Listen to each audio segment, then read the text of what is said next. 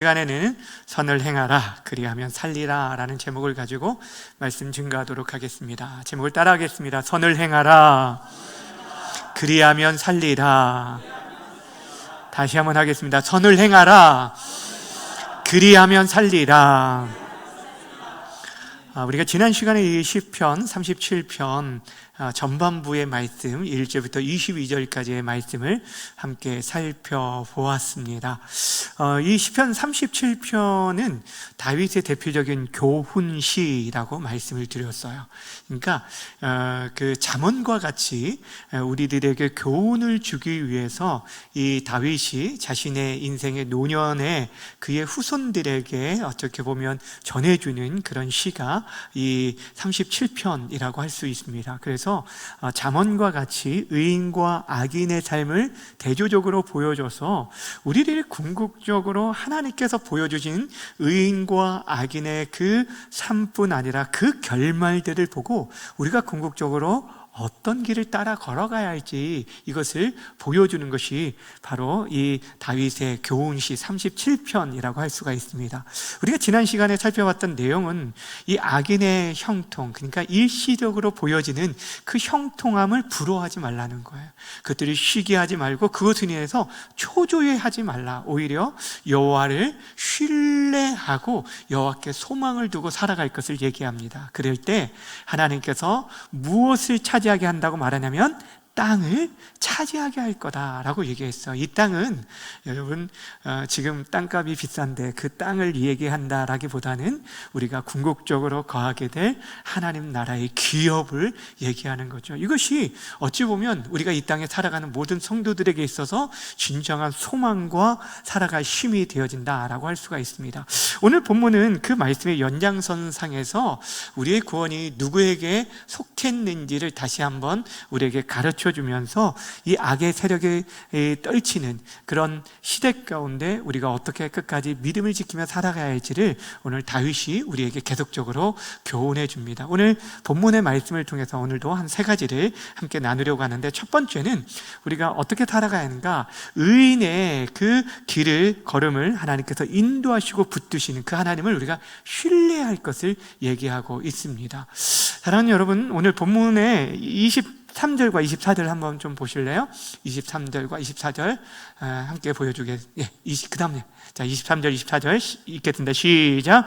여호와께서 사람의 걸음을 정하시고 그의 길을 기뻐하시나니 그는 넘어지나 아주 엎드러지지 아니함은 여호와께서 그의 손으로 붙드심이로다. 아멘. 여호와께서 사람의 걸음을 정하신다라는 얘기를 합니다.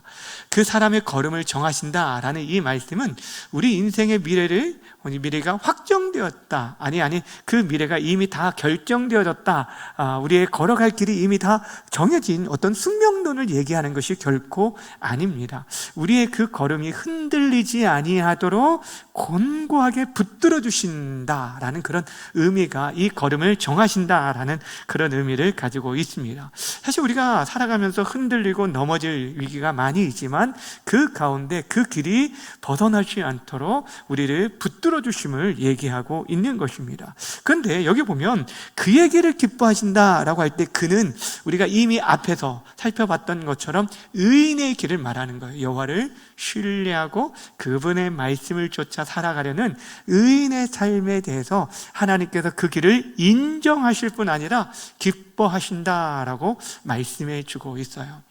사람들이 볼 때는 좀 어리석어 보일 수도 있을지 모르지만, 그러나 우리 인생의 최종적인 심판자 되신 하나님이 우리의 삶을 길을 인정해 주시고 기뻐하신다라는 것은 여러분 이것만큼 확실한 삶이 없다라는 것이죠.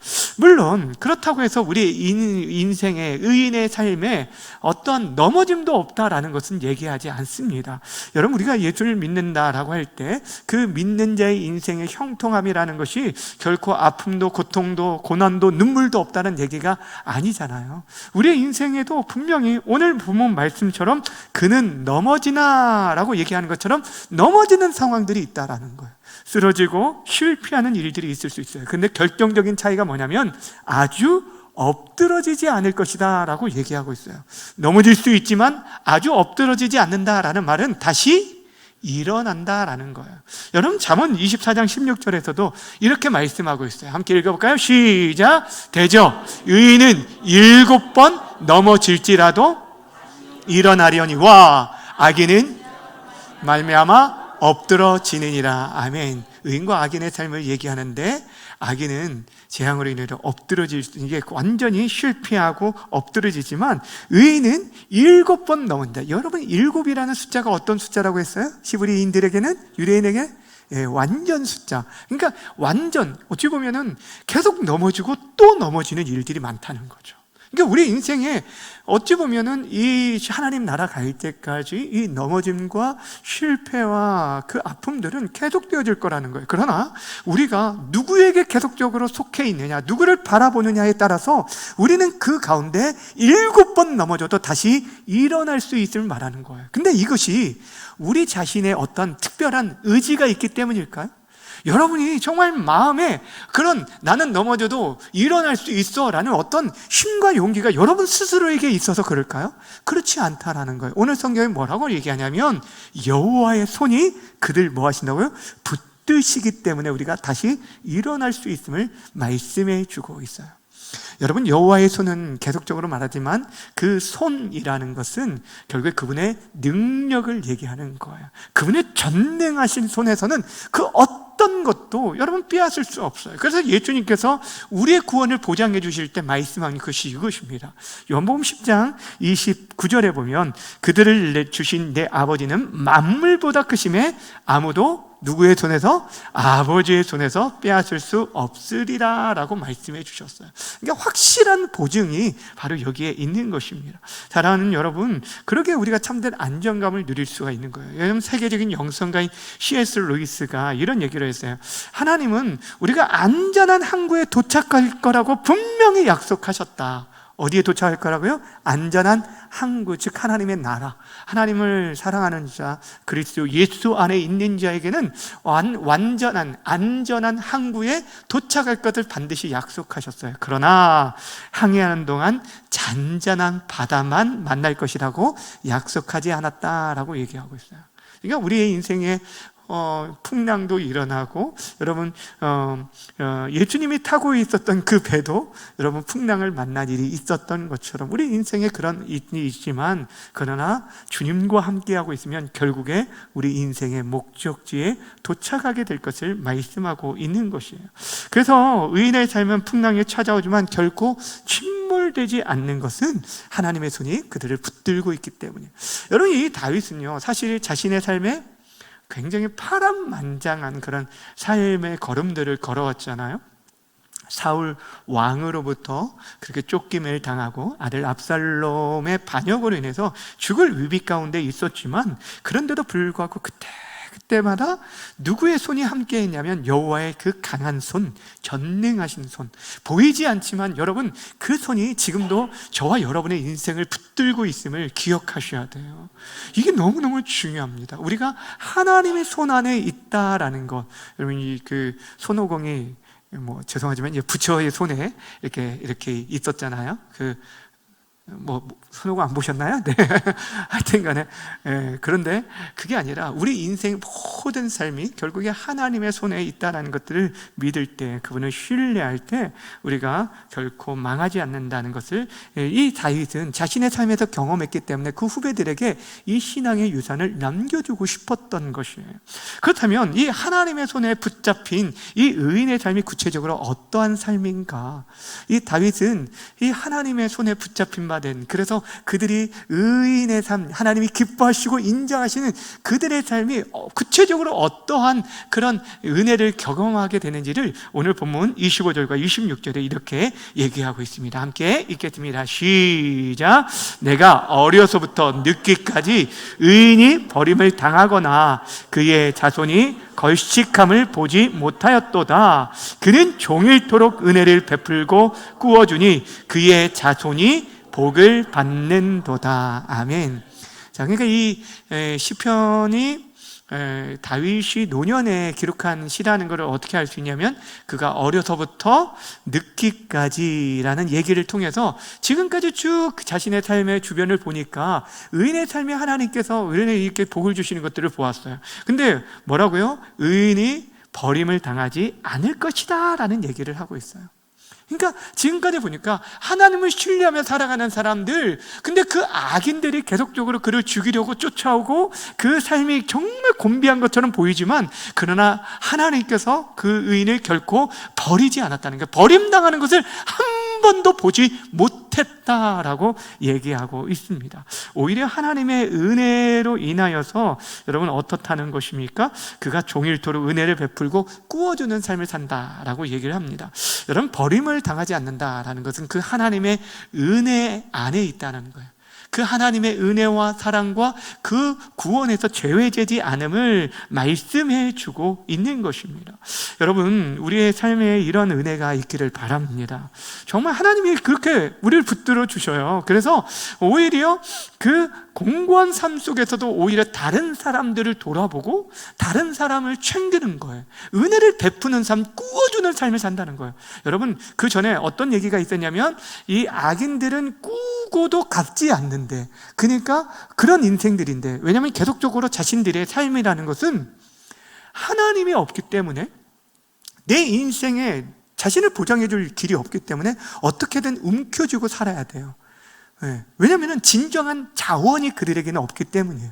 근데 우리들이 이 땅에 살아가면서 움켜쥐지 않아도 되는 이유가 뭐냐면 우리의 진정한 자원 대신 하나님이 계시기 때문에 우리는 그렇게 움켜쥐지 않고 오히려 베풀면 살아도 하나님의 그 은혜가 얼마나 풍족한지 자신뿐 아니라 누구에게까지요? 그의 자손에게까지 뭐 하지 않는다고요? 걸식함을 보지 못했다는 거예요. 굶어 죽는 자를 하나도 보지 못했다. 아니, 굶어 죽는 정도가 아니라 차라리 하나님께서 뭐라고 하냐면 그의 자손들이 복을 받는다라고 말씀해 주고 있습니다. 사랑하는 여러분, 이 사실을 여러분 믿는다는 것은 결국에 하나님이 내 인생의 내 인생을 보장해 주신다는 걸 믿는 사람만이 그렇게 살아갈 수 있어요. 그렇게 살아갈 수 있는. 그래서 사랑하는 여러분, 우리의 인생 속에서 기억해야 할 것 그거예요. 우리 가운데 사실 의인은 넘어지나, 그렇죠? 이 넘어지나 라는 것은 넘어질 수 있다는 거죠. 넘어질 수도 있어요. 아니, 맨날 넘어지죠. 그렇죠? 하루에도 몇 번을 우리들이 넘어지고 실패하고 넘어집니다. 그런데도 불구하고 우리가 아주 엎드러지지 않는 것은 여호와께서 우리의 인생길을 정하시고 그의 손으로 뭐 하시기 때문에요? 붙들고 있기 때문에. 그것을 신뢰하며 살아가라는 거예요. 그렇게 신뢰할 때 하나님께서 여러분뿐 아니라 여러분의 자녀순까지 책임져 주시는 은혜가 있게 됨을 믿으시길 바랍니다. 낙심하는 순간마다 나를 붙드시는 하나님을 바라보고 그 전능한 손에 살아갈 수 있는 저와 여러분 되시길 주님의 이름으로 간절히 축원합니다. 자, 두 번째는 우리가 이 악이 세력을 펼치는 이 세상 속에서 어떻게 살아가야 하는가. 오늘 성경이 뭐라고 말하냐면 악에서 떠나 적극적으로 선을 행하라 라고 말씀해 주고 있습니다. 여러분, 다윗은 의인을 붙들고 자손들에게 복을 주시는 하나님을 소개한다면, 그렇다면 우리가 이제 어떻게 살아가는 것이 마땅한지를 27절과 28절에서 이렇게 권면해 주고 있어요. 함께 읽겠습니다. 시작. 악에서 떠나 선을 행하라. 그리하면 영원히 살리니 여호와께서 정의를 사랑하시고 그의 성도를 버리지 아니하심이로다. 그들은 영원히 보호를 받으나 악인의 자손은 끊어지리로다. 아멘.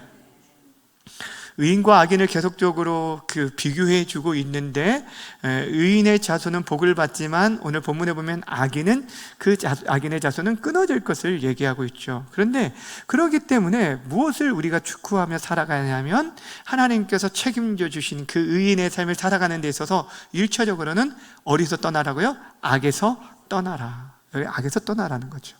근데 여러분, 세상 사람들의 기준에서는 이 악을 떠나는 것만으로도 이 사람 굉장히 훌륭한 사람이에요. 그렇죠? 예, 악을 떠나고 그래서 그냥 그렇게 평범하게 살아가는 것, 그것만으로도 사람들은 법 없이도 살아가는 사람이다 라고 하면서 그를 칭찬할지 모르지만, 하나님께서 우리에게 요구하시는 것은 단순히 악을 떠남으로 그치는 것이 아니라 어떻게 해요? 적극적으로, 소극적으로 끝나는 게 아니에요. 악을 떠나는 것은 소극적인 일이에요. 적극적으로 선을 행할 것을 우리에게 요구해 주고 있어요. 그렇다면 여기서 선이라는 게 뭘까요? 단순히 도덕적으로 착한 일을 하는 것을 말을 할까요? 그것도 포함되어 있습니다. 그런데 이 성경에서 말하는 이 선이라는 이 단어, 토브라는 단어인데, 이 단어가 어떤 단어냐면 하나님께서 천지를 창조하시고 나서 보시기에 뭐 했더라? 좋았더라 할 때 이 좋았다라는 것, 그러니까 하나님의 기준이에요. 하나님의 기준에서 선한 것, 이게 좋은 것이 바로 선이에요. 그렇다면 그 하나님의 기준인 게 뭘까요? 하나님의 말씀이죠.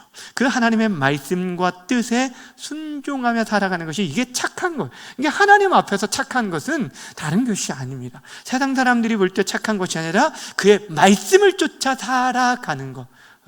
이게 말씀이 기준이 없이 그냥 이것도 좋고 저것도 좋은 그런 사람을 말하는 것이 아니에요. 분명한 기준이 있습니다. 하나님의 말씀이 있어요. 그 말씀의 기준을 쫓아 살아가는 사람을 의미하는 것이고, 더 나아가서 하나님의 공의와 사랑을 이웃에게 베풀며 살아가는 사람을 선이라고, 선한 사람이라고 성경이 말해주고 있다라는 것입니다. 그렇게 살아갈 것을 얘기합니다. 그래서 앞에서 말한 것처럼 26절에서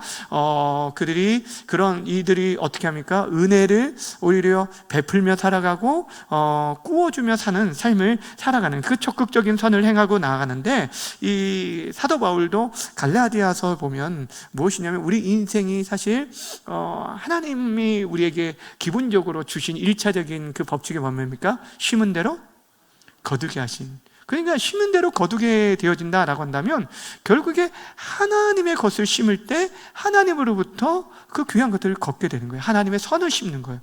그래서 갈라디아서 6장 9절에는 이렇게 말씀합니다. 함께 읽겠습니다. 시작. 우리가 선을 행하되 낙심하지 말지니 포기하지 아니하면 때가 이름에 거두리라. 아멘. 아멘. 우리가 결국에 오늘을 살아가는 삶은 어제 우리가 무엇을 심었느냐에 따라서 오늘을 살아간다라고 말씀을 드렸잖아요. 그런데 우리가 이제 내일을 살아가기 위해서 우리가 오늘은 무엇을 심느냐라는 것들을 우리가 너무너무 중요하다는 거죠. 우리가 과거의 믿음의 선배들이, 우리의 부모 세대들이 심었던 기도를 통해서 오늘을 우리가 흡족하게 살아가고 있다라고 한다면, 오늘 여러분들이 무엇을 심느냐, 특별히 하나님 앞에서 선을 심음으로 인해서 우리뿐 아니라 우리 자녀들이 그 은혜를 누리며 살아가게 될 것을 우리는 계속적으로 기억해야 한다라는 것입니다. 여러분이 지금 다윗이 이렇게 얘기하면서 의인이 자신이 이 손해를 보더라도 적극적으로 선을 행하며 살아가라고 얘기하고 있는 것이 무엇이냐면, 오늘 본문에 뭐라고 하냐면 하나님은 정의를 사랑하시는 분이기 때문이라고 얘기합니다. 뭐라고요? 하나님은 무엇을 사랑한다고요? 정의를 사랑하시는 분, 즉 공의로우신 분이라는 거예요. 선을 행하는 자에게 선으로 갚으시고 악을 행하는 자에게 악으로 갚으시는 것이 하나님의 공의입니다. 그 공의가 실질적으로 우리 이 지금 시대에는 어떻게 나타나냐면, 예수 그리스도께서 참된 하나님의 손으로 오셨기 때문에 그분 안에서 그분을 믿고 따르는 자에게는 영원한 생명으로 갚아주시지만, 그렇지 않는 자에게는 그다가 이 땅에서 도덕적으로 아무리 훌륭한 삶을 살아도, 여러분, 이것은 하나님께서 그들에게 주셨던 그 선을 거부하는 일이기 때문에 악이 되는 거예요. 창조주 하나님을 거부하는 일이기, 생명의 근원 되신 분을 거부하는 일이기 때문에 그것이 가장 큰 죄가 된다라고 말씀하고 있는 것입니다. 사랑하는 여러분, 오늘 성경은 그렇게 해서 얘기합니다. 하나님 말씀을 따라 살아가는 자는 버림받지 아니하고 영원히 지키지만 악인의 결국은 끊어지게 될 것이다 라고 얘기합니다.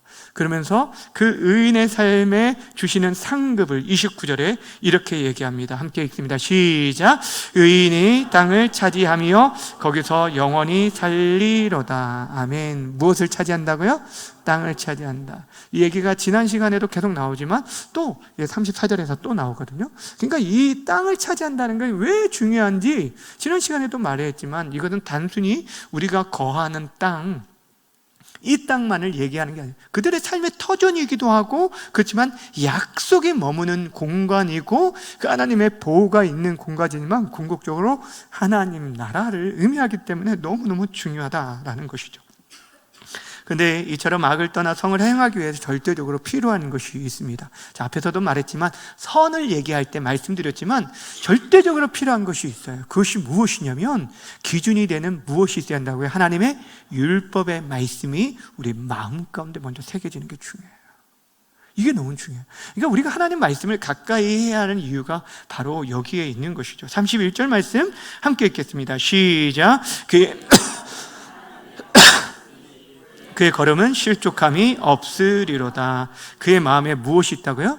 하나님의 법이 있다. 그의 마음에는 하나님의 법이 있기 때문에 그 말씀을, 그 법을 쫓아, 그 말씀을 쫓아 우리가 어떻게 살아가야 할 것을 얘기하는 거예요. 그 율법의 말씀을 쫓아서 우리가 선을 행할 것들을 얘기하고 있는 것입니다. 그럴 때 우리 발이 미끄러지지 않고 잘못된 길로 빠지지 않을 것을 말씀해 주고 있습니다. 여러분, 악인들은 끊임없이 의인을 넘어뜨릴 그런 기회를 엿봅니다.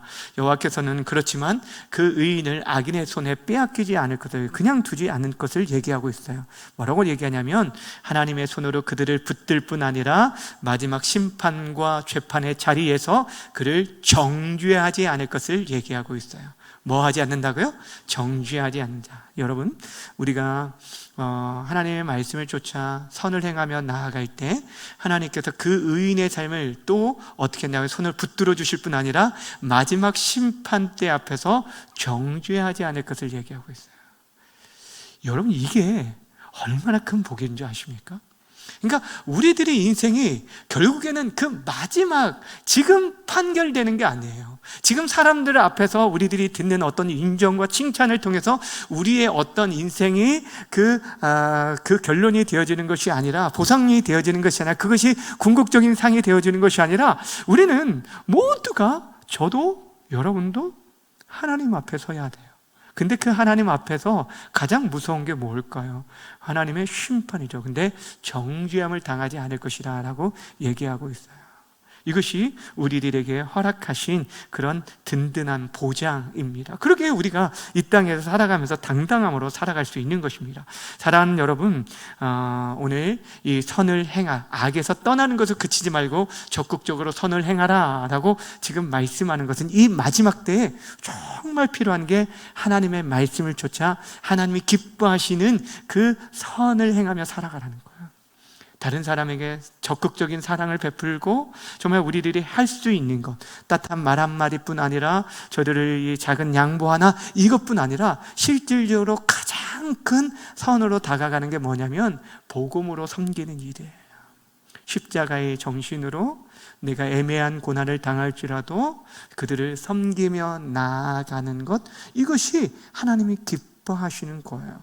여러분, 요즘 아침 새벽에 우리가 고린도전서 말씀을 나누고 있는데, 사도 바울이 교회 안에 있는 다툼에 대해서 얘기를 하면서 이런 얘기를 합니다. 교회 안에서 분쟁들이 있을 수도 있죠. 의견들이 다를 수 있잖아요. 근데 그 일들을 너희들이 하나님의 나라의 정신과 가치를 가지고 때로는 우리가 희생하고 용서하고 또 품고 그렇게 은혜 안에서 해결해야 하는데, 그것을 세상 법정에 가지고 가지 말라라는 얘기를 하거든요.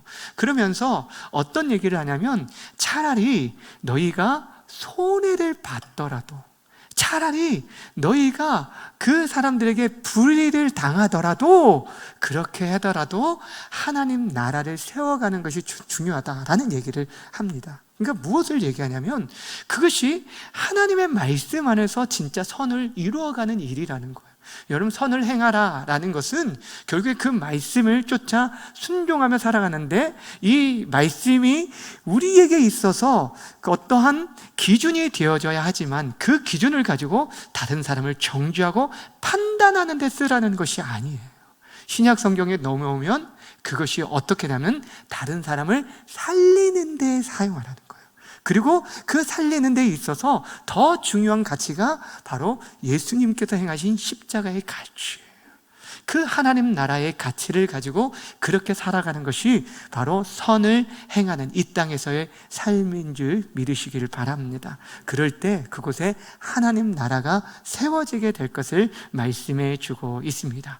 마지막으로 우리가 살펴볼 것은, 오늘 다윗은 이 악의 세력을 펼치는 이 험한 세상에서 우리가 끝까지 믿음의 삶을 살기 위해서 해야 할 것이 무엇이냐, 의인의 최후의 승리와 평안을 믿고 끝까지 인내할 것을 우리에게 말씀해 주고 있다라는 것입니다. 여러분, 여호와를 소망하는 자가 결국에 땅을 차지할 것을 우리에게 계속 말씀했다고 했죠. 34절 말씀 다시 한번 읽겠습니다. 시작. 여호와를 바라고 그의 도를 지키라. 그리하면 내가 땅을 차지하게 할 것이라. 악인이 끊어질 때에 내가 똑똑히 보리로다. 아멘. 여호와를 바라고 그의 도를 뭐하라? 지키라. 그의 그가 보여주신 그 길을 따라 걸어갈 것을, 우리에게 묵묵히 따라 걸어갈 것을 말씀해 주고 있습니다. 그리하면 결국에 땅을 차지하게 될 것이다 라는 것이죠. 하나님 나라를 기업으로 얻게 될 것이다 라고 계속해서 말씀해 주고 있는 거예요. 이것이 진정으로 우리가 품어야 할 소망이에요. 믿음을 가지고 살아야 할 이유, 하나님의 말씀을 쫓아 선을 행하며 억울한 가운데서도 선을 행하고 교회를 붙들고 교회의 하나됨을 위해서 내가 손해를 보더라도, 내가 때로는 억울함을 당하더라도 그렇게 살아가야 할 이유가 무엇이냐면 바로 하나님께서 우리에게 궁극적으로 주시는 상이 땅을 차지할 것이기 때문이에요. 이것이 우리가 품어야 할 소망이라는 것입니다. 지금은 비록 악인들의 권세가 굉장히 커 보여요. 굉장히 커 보여요. 오늘 본문에 35절, 36절이 그것을 말해주고 있거든요. 35절이 그것을 말해주고 있고, 그런데 그들이 굉장히 무성한 나무잎처럼 보이지만 결국에 그들의 결말이 무엇인지 이렇게 35절과 36절이 이렇게 말하고 있습니다. 함께 읽겠습니다. 시작. 내가 악인의 큰 세력을 본즉 그 본래 땅에 서 있는 나무잎이 뭐함같이 무성함 같으나 내가 지나갈 때에 그는 없어졌나니 내가 찾아도 발견하지. 여러분 보세요. 그들의 세력이 얼마나 커 보이는지. 악인의 세력을 무슨 세력이라면 큰 세력이라고 말을 하고 있고, 그 본래의 땅에 서 있는 나무잎이 무성함 같다는 거예요. 그러니까 이 악인의 형통함들, 이것들을 볼 때 우리가 주눅들 수밖에 없는 상황이잖아요. 그런데도 불구하고 그것은 결국에 열매 없는 그런 나무에 불과할 뿐이다. 예수님께서 열매 없는 무화과 나무를 저주하심으로 인해 한순간에 말라버렸던 것처럼 그렇게 무너질 수밖에 없는, 그러니까 여러분이 이 사막을 지나가다 보면 그 신기루 있죠? 이제 오아시스처럼 보이는 게 있잖아요. 신기루. 근데 그것은 막상 가보면은 뭐예요? 허상일 뿐이라는 거예요. 실상이 아니라는 거예요. 이게 악인들이 지금 누리는 것이 그렇다라는 거예요. 하나님이 없이 살아가는 인생들이 그렇게 보인다는 거예요. 요즘 이제 사람들이 요즘 막 주식 얘기를 참 많이 하죠. 작년에 내가 하이닉스 주식을 사놨으면 지금 이제 10배가 떴는데 내 인생이 팔자가 폈을 텐데 하면서 그 삼전 닉스를 사지 않은 거에 대해서 굉장히 후회하는 사람이 많이 있습니다. 주식 하시는 분 몇 분 제가 아시는데 여기 계신 저 웃으신 분들 있을 텐데, 그런데 여러분 그것이 진짜 여러분 우리에게 있어서 정말 여러분이 주식을 사놨다고 해보세요. 한 1000주 정도 사놨다고 해보세요. 그러면 여러분 노년이 평안할지는 모르겠어요. 근데 그것이 정말 우리의 인생의 든든한 안정과 보장이 될까요? 그럴까요? 그렇지 않다는 거죠. 정말 하나님께서는요, 우리가 정말 애쓰고 수고하여 노력하여 땀 흘린 그 수고를 배부르기를 원하십니다. 예, 그런 것들 막 유행들을 바라지 마세요. 주식 요즘 젊은 사람들이 엄청 요즘 핸드폰으로 하루에 그 수백 번씩 그 주식의 동향을 보고 지내고 있다는 거예요. 죄송합니다. 여러분 가운데 매일 그렇게 보시는 분이 혹 계시다라 하면 여러분을 보고 있다는 걸 알고 말하는 것이 아니라, 여러분 정말 우리들이 무엇을 이 마지막 때에 더 집중하고 바라봐야 하는 것인지, 무엇을 바라봐야 하는지, 그것은 악인의 형통을 부러워하지 말라라고 얘기하고 있습니다. 주식 자체가 나쁘다는 게 아니에요. 주식을 여러분 정당하게 잘 장기적으로 투자하는 거 너무너무 중요합니다. 이게 기업의 발전을 위해서 중요합니다. 또 그렇다고 이 부분만 딱 편집해가지고 목사님이 주식하라고 했대 이러면 안 돼요. 네. 무엇을 말씀드리려고 하냐면, 우리들이 눈에 보이는 어떤 형통을, 그것들에 우리의 마음을 빼앗기지 말라는 거예요. 정말입니다. 그것과 비교할 수 없는 땅 하늘의 기업을 우리에게 이미 허락하셨음을 믿으시길 바랍니다. 오늘 성경이 뭐라고 하냐면, 그래서 의인의 미래는 뭐라고 하냐면 평안이라고 말을 했어요. 평안이라고 말했어요. 여러분의 마음에 지금 무엇이 여러분의 진짜 평안의 주체가 되어지는지, 그 평안의 근거가 여러분의 통장의 잔고인지 아니면 정말 하나님인지를 생각해 보시라라는 것입니다. 사랑하는 여러분, 우리는 눈앞의 화상에 흔들지 말고 끝까지 참고 견디면서 여호와의 조를 지키며 나아가야 하는 것이에요. 다윗은 이 평생의 삶을 통해서 그 의인의 삶에 책임져 주시고 보호하시는 하나님의 은혜를 그의 삶 속에서 너무너무 많이 경험했어요. 특별히 여러분 성경을 볼 때 이스라엘의 초대왕 사울과 다윗의 삶을 굉장히 많이 비교해주고 있거든요. 근데 한번 보세요. 이 사울 왕은 이 사람들이 모두가 다 처음에 인정할 정도로 그렇게 그런 그 왕이었지 않습니까? 그리고 그 처음에 굉장히 겸손했던 그렇게 뽑힌 왕이요. 초대 왕이잖아요. 첫 번째 왕. 근데도 불구하고 결국에 그의 인생 속에 자신의 그 가문에 여러분 완전히 다 그 가문이 비참하게 멸망하는 그런 모습을 보세요. 그러니까 왜 그랬습니까? 하나님의 기름 부신 자를 어찌 보면 그렇게 하나님의 뜻이 아니라 자신의 개인적인 욕심을 위해 살아가게 악을 행하였기 때문에 결국에 그럴 수밖에 없었어요. 그런데 이 다윗은 그의 인생 속에서 참 실패하고 넘어짐이 많이 있었잖아요. 그럼에도 불구하고 하나님께서 그와 하신 약속, 그 다윗의 가문을 통해서 메시아가 나게끔까지 하나님께서 그 대를 끊이지 않고 왕의 가문을 이루어 가시는 것들을 보면 하나님이 어떠한 삶을 기뻐하시는지를 보여주고 있다라는 거예요. 이게 우리들이 하루하루의 삶에 정말 무슨 길을 걸어야 할지를 너무너무 분명하게 성경 우리에게 계속적으로 말씀해 주고 있다라는 것입니다. 그래서 우리가 하나님을 의뢰하고 또 선을 행하며 살아갈 뿐 아니라 우리가 참고 인내하며 살아가야 할 이유, 그 이유를 오늘 결론적으로 다윗은 이 39절과 40절에서 이렇게 얘기하고 있습니다. 여호와의 구원에 대해서 이렇게 선포합니다. 함께 읽습니다. 시작. 의인들의 구원은 여호와로부터 오나니 그는 환난 때 그들의 요새이시로다. 여호와께서 그들을 도와 건지시되 악인들에게서 건져 구원하심은 그를 뭐하기 때문에 의지한 까닭이로다. 그를 의지했기 때문에 하나님께서 구원해 주셔요. 우리의 구원이 누구에게 있다고요? 의인의 구원은 누구에게 있다고요? 여호와로부터 온다라는 거예요. 하나님께서 그 환난 가운데 요새가 되어주시고 그들의 보호가 되실 것을 말씀해 주고 있는 것입니다. 사랑하는 여러분, 악인의 무성함에 여러분 기죽지 마시기를 바랍니다. 굉장히 당당하셔야 돼요. 어디에 있든지 간에 여러분이 어디에 살든 무슨 차를 몰고 있든 그런 게 중요한 것이 아니에요. 여러분이 누구인지를 알면 진짜 가진 것이 문제가 아니에요.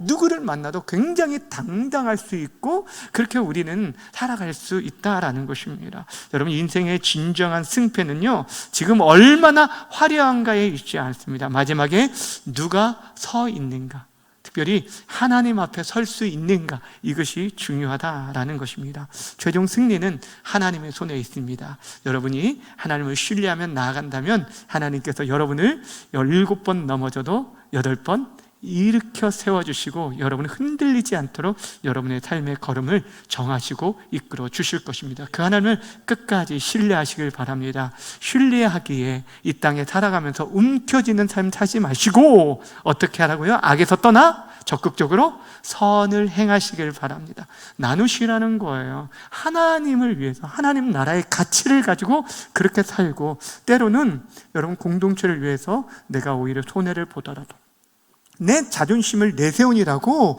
다른 지체들을 힘들게 할 것이 아니라, 때로는 내가 손해를 보더라도 어려움을 당하더라도 그렇게 믿음으로 살아가시기를 바랍니다. 하나님이 기뻐하시는 그 모습이 바로 거기에 있어요. 적극적으로 선을 행하라, 하나님의 말씀을 마음에 두고 선을 행하라 라고 얘기하고 있습니다. 그때 반드시 찾아올 최후의 승리와 평안이 저와 여러분에게 허락하여 질 것입니다. 이 땅에 살아가면서 여러분 그렇게 이미 얻은 승리를 확신하며 살아갔으면 좋겠어요. 오늘 죽어도 우리는 천국이에요. 아멘이십니까? 예, 아멘. 예. 크게 아멘 안 하시는 것은 오늘 죽어도라는 말에 너무 집중하신 거예요. 여러분 이제 우리에게 이미 하나님 나라가 허락되어졌다라는 이 사실이 여러분에게 있어서 정말 우리의 인생의 이미 결론이 결정되어진 거나 마찬가지잖아요. 그렇기 때문에 우리들이 어떤 순간에도 좌절하고 낙심하지 말고 하나님이 기뻐하시는 선의 길, 의의 길을 걸어가고 그 말씀의 기준조차 살아가시길 바랍니다. 그리할 때 여러분, 우리 자신뿐 아니라 우리의 사랑하는 후손들에게 이 위대한 영적 유산이 남겨지게 되길 것이고, 그들이 또한 이 땅에 살아가면서 하늘의 양식으로 살아가게 되어질 것입니다. 그 놀라운 은혜를 여러분들이 받아 누리고, 또 여러분의 이 자리에 있는 모든 우리 성도님들의 자녀손들이 그 복을 누릴 수 있기를 바라고, 이를 위해서 그 믿음의 유산을 남겨줘야 돼요. 그렇죠? 6월 28일 우리가 새생명 전도축제를 앞두고 지난주 이제 전도 대상자들 적은 것을 쭉 보았는데 가장 많은 게 누구일까요? 누구에 대한 내용이 가장 많을까요? 전도 대상자들이 남편과 자녀들에 대한 것이에요. 남편과 자녀들에 대한 그 기도가 제일 많아요. 여러분 이 일을 위해서 정말 기도를 하셔야 돼요. 기도하셔야 돼요. 계속적으로 기도 한순간에 이루어지지 않을 수 있습니다. 그런데도 불구하고 하나님의 약속의 말씀 붙들고 함께 그들을 적극적으로 사랑을 베풀고 그리스도의 사랑으로 다가가는 저와 여러분 되어져서 정말 하나님의 그 풍성한 복을 모두가 하늘 기업을 얻을 수 있는 귀한 은혜가 있게 되기를 주님의 이름으로 간절히 축원합니다.